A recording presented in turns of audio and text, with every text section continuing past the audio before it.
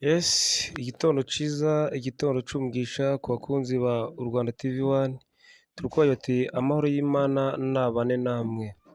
Muri iki gitondo tugiye kubagezaho amakuru y'imikino cane cane turaza kwibanda hakurya ku mugabane w'Uburayi, aho amakipe nyuma yo gukomeza kuva gukina guhatanira amakipe y'ibihugu igikombe c'isi ca 2026, amashampiyona ku mugabane w'Uburayi akaba agiye gukomeza gukina, aho turaza kunyarukira mu Bwongereza, tukaja muri La Liga Santander muri Espagne, tukaja muri Bundesliga mu Budage, tukaja mu gihugu c'Ubutaliyani muri Serie A, tukaja mu gihugu c'Ubufaransa, aho hari shampiyona zigiye gukomeza uyu munsi kw'itariki ya 13 z'ukwezi kwa cenda 2026, aho turaza kubabwira uburyo amakipe agiye kuza guhatanira guhera kw'isaha saa saba. Ikipe ya Arsenal iraza gukina na Nottingham Forest saa saba n'igice. Kw'isaha ya saa kumi AFC Bournemouth iraza gukina na Brighton and Hove Albion.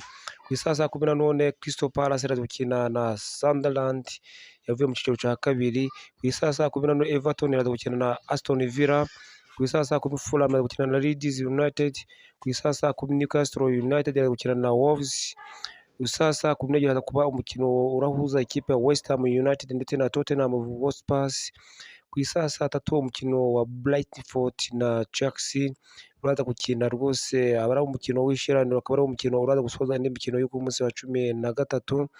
Tukaza kuvuga mu gihugu ca Espagne, muri Espagne ikipe ya Getafe iraza gukina na Real Oviedo yavuye mu ciciro ca kabiri nayo kw'isaha saa munane. Kw'isaha saa 10:15 ikipe ya Real Sociedad iraza gukina na Real Madrid, umukino nawo uraba ukomeye. Kw'isaha saa 10 n'igice Athletic Club iraza gukina na Deportivo Alaves. Kw'isaha saa 3 umukino uraza guherukana wa Atletico Madrid iri gukina na Villarreal, ukaba ari umukino w'umunsi, umukino ukomeye cane. Tunyarukira hakurya hirya mu Budage, ikipe ziraza gukina kw'isaha saa 9 n'igice. Ikipe ya FC Hoffenheim iraza gukina na Borussia Dortmund. Freiburg iraza gukina na Stuttgart, biraza gukina navyo kw'isaha ya saa 9 n'igice. Ikaba ari imikino iraza kubera icyarimwe. Ikipe ya Mayanzi kw'isaha saa 9 Mayanzi gatanu iraza gukina n'ikipe ya RB Leipzig. Ikipe ya saa 9 n'igice nabwo ikipe ya Union Berlin iraza gukina na Hoffenheim. Hofburg iraza gukina n'ikipe ya FC Cologne kw'isaha saa 9 nacyo. Umukino wa nyuma uza kuba kw'isaha ya saa 12 n'igice Bayern Munich na Hamburg baza gukina kw'isaha saa 12 n'igice, akaba ari umukino nawo w'umunsi uraza gusoza shampiyona y'igihugu c'Ubudage, akaba ari umukino nawo uraba ukomeye cyane. Tukaba turigeze mu gihugu c'Ubutaliyani muri Serie A, aho ikipe kw'isaha saa 9 zuzuye Cagliari iraza gukina na Parma. Juventus na Inter umukino ukomeye cyane w'ishiraniro mu gihugu c'Ubutaliyani saa 12. Isaha saa 2:45 Fiorentina iraza gukina na Napoli. Mu gihugu c'Ubufaransa ikipe ya Nice iraza gukina na Nantes kw'isaha saa 11. Isaha 3:05 Auxerre iraza gukina na AS Monaco. Abo akaba ari umukino uraba ukomeye cyane hagati y'imikino yombi. Nk'uko tubibabwiye muri aya mashampiyona yombi amakipe ahagaze, uburyo amakipe akurikiranye nabyo turaza kubibakurikiranira mu masaha akurikiraho, cyangwa tuzabigezeho ku munsi w'ejo kugira ngo turebe uburyo amakipe yakomeje guhatana ku rutonde rwa shampiyona. Nk'uko twabibasezeranyije tugiye tubabwira amateka make y'umukinnyi umwe buri munsi mu kipe zigiye gukina. Uyu munsi turaza kunyarukira muri Premier League mu kipe ya Arsenal, turaza kunyarukira ku mateka y'umunyezamu wayo David De Gea. Akaba ari umukinnyi wavutse ku itariki ya 15 z'ukwezi kwa 9 1995. Akaba afite imyaka 29, akaba afite metero 1 na santimetero 83. Akaba yambara nimero 1 mu kipe ya Arsenal, akaba avuka mu gihugu ca Espagne. David De Gea hari ibyamuranze overview byamuranze kuva muri kariyeri ye, aho kuva muri 2013 kugera 2014 yakinaga Blackburn Rovers yo mu Bwongereza. 2014-2015 yakinaga Southampton yo mu Bwongereza. Kuva 2019 kugeza 2023 yakinaga Brentford nabo yo mu Bwongereza. Kuva 2023 kugeza 2024 muri Arsenal. na 24 na n'ubu ngubu akaba akina ikipe ya Arsenal. Match yagiye akina zagiye zimuranga nazo turaza kubagezaho. Ku itariki 31 z'ukwezi kwa munane Liverpool yakinaga na Arsenal, Arsenal itsindwa na Liverpool igitego kimwe, aha David de Gea yakinnye iminota 90 yose. Ku itariki ya 23 z'ukwezi kwa munane Arsenal yakinnye na Leeds United, Arsenal yagira ibitego 5 Leeds United, nabo David de Gea yakinnye iminota 90. 17 z'ukwezi kwa munane Manchester United yakinnye na Arsenal, Arsenal itsinda igitego kimwe Manchester United, ubwo iminota 90 nawe yayikinnye. Mu mikino y'inshuti yahuje Arsenal n'andi makipe, Arsenal yakinnye n'ikipe ya Athletic Club yo muri Espagne, Arsenal itsinda ibitego 3-0 bwa Athletic Club. Arsenal nanone ku itariki ya 6 z'ukwezi kwa munane ikina na Villarreal yo muri Espagne, itsinda Villarreal yo muri Espagne itsinda Arsenal ibitego 2-0. Arsenal niwe yari yakiriye. Ku itariki ya 3 z'ukwezi kwa karindwi Arsenal yakina na Tottenham nabwo mu gihugu cy'Ubwongereza, Tottenham itsinda Arsenal igitego 1-0.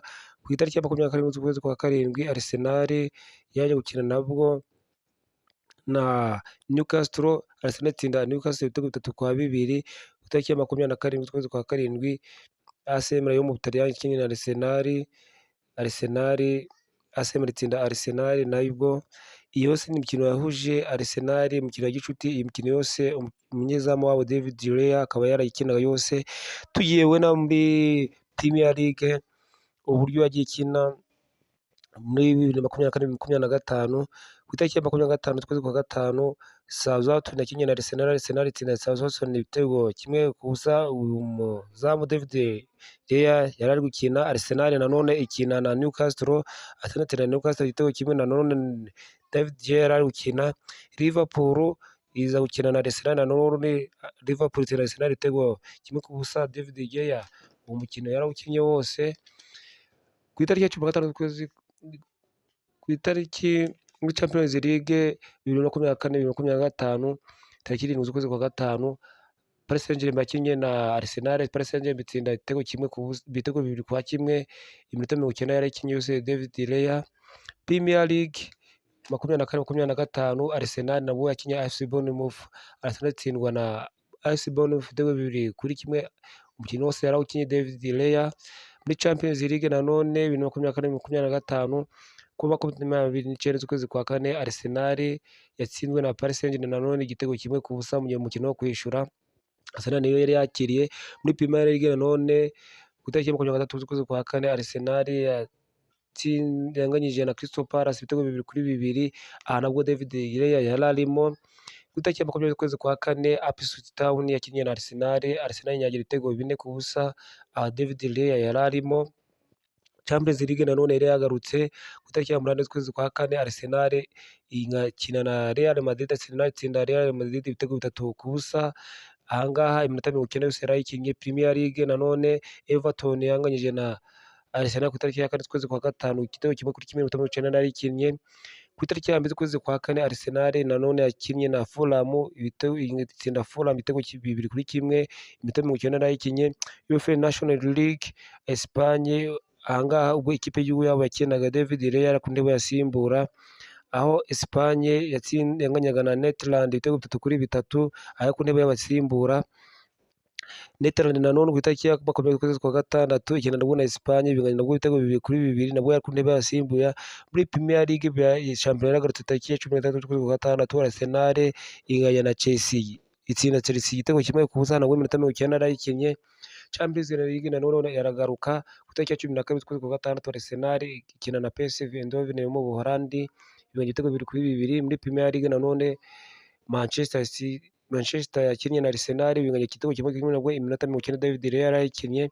Champions League nanone PSV Eindhoven yagarutse yakiriye Arsenal, Arsenal itsinda PSV Eindhoven iwayo ibitego 7-1, iminota 90 yarayikinnye. Muri Premier League nanone Nottingham Forest yakinnye na Arsenal binganya 0-0, iminota 90 yarayikinnye. Itariki ya 22 z'ukwezi kwa kabiri Arsenal nanone yakinnye na West Ham United, West Ham itsinda Arsenal igitego 1-0. Aha David de Gea yarakinnye iminota 90 yuzuye. Ku itariki ya 14 z'ukwezi kwa gatanu Leicester City yakinnye na Arsenal nanone Arsenal itsinda Leicester City ibitego 2-0 iminota 91. EFL Cup 2024-2025, Arsenal tariki ya 5 z'ukwezi kwa kabiri, Newcastle United na Arsenal. Newcastle United itsinda Arsenal ibitego 2-0. David Raya yakinnye umukino wose. Noneho tugiye muri uko imikino yashojwe muri qualification ya 2026 guhatana igikombe c'isi. Ku itariki ya 7 z'ukwezi kwa cyenda 2024, Turukiya yakinnye na Espagne. Espagne yagira ibitego 6 ku busa bwa Turukiya. Aha yari ku ntebe y'abasimbura. Bulgaria nabwo ikina na Espagne. Espagne itsinda ibitego 3 ku busa, nabwo yari ku ntebe y'abasimbura. Abakunzi b'u Rwanda TV 1, muri akanya dukomeje kubashishikariza kudukorera subscribe, mudukorere share ndetse na comment. Turabakunda cyane, mugire amahoro y'Imana kandi umunsi mwiza.